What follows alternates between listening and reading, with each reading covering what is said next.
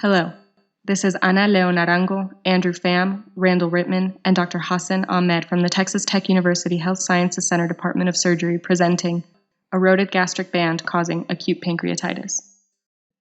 This case began with a 47-year-old female that presented to the emergency department complaining of epigastric abdominal pain, nausea, and anorexia for the past 1 to 2 days. Blood work showed a lipase of 5,964, consistent with a diagnosis of pancreatitis.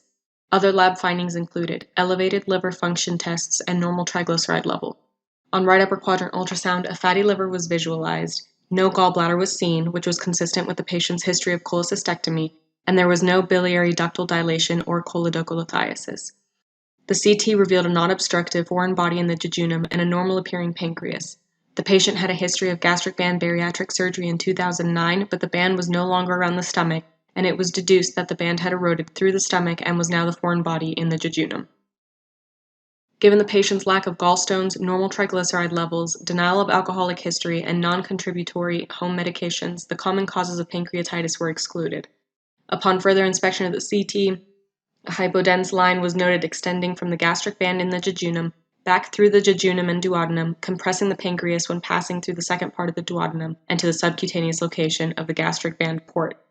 An upper GI small bowel follow-through revealed no leak, but delayed gastric emptying was identified. We suspected that was due to eroding of the band through both vagi below the gastroesophageal junction. It also confirmed the gastric band was the foreign body in the jejunum.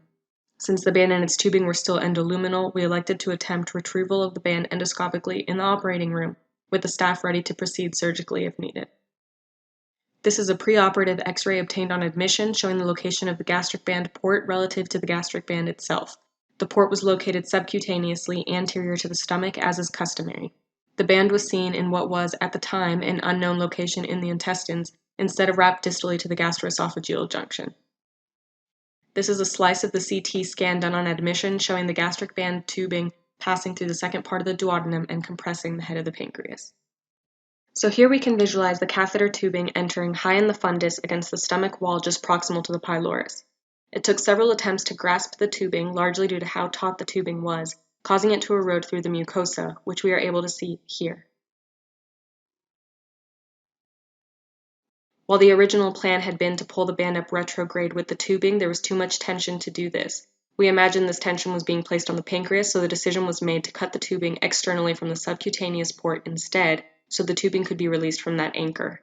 We then proceeded with the attempt to pull everything out endoscopically.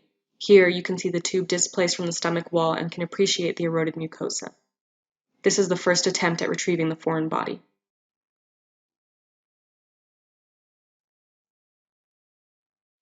Upon removal of the scope, the tubing snapped. Only a small portion of the tubing was left in the esophagus, which was removed.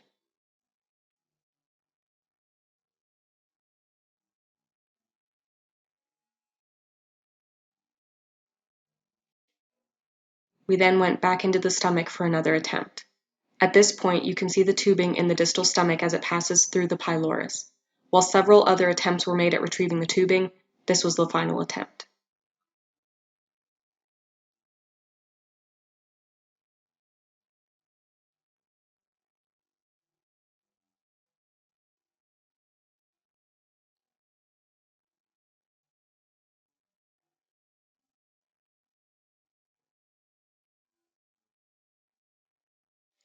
While we were able to pull it high into the esophagus as in the previous attempts, as the scope was being removed, the tubing snapped again.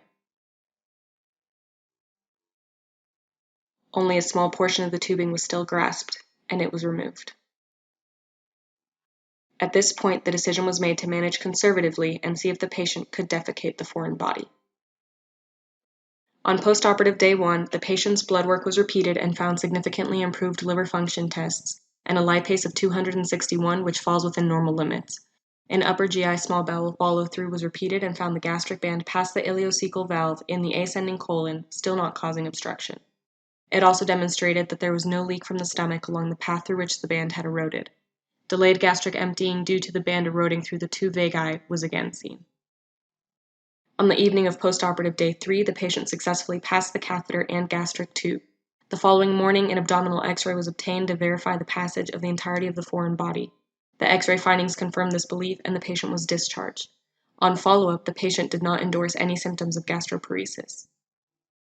We are reporting a case of effective endoscopic management of an erosion of a gastric band through the stomach causing acute pancreatitis. This appears to be the first case reported in which the gastric band was both in the jejunum and still attached to its port by the catheter tubing. This also appears to be the first case reported in which pancreatitis was caused by the catheter tubing compressing the pancreas instead of by the tubing obstructing the common bile duct. Thank you for watching our presentation.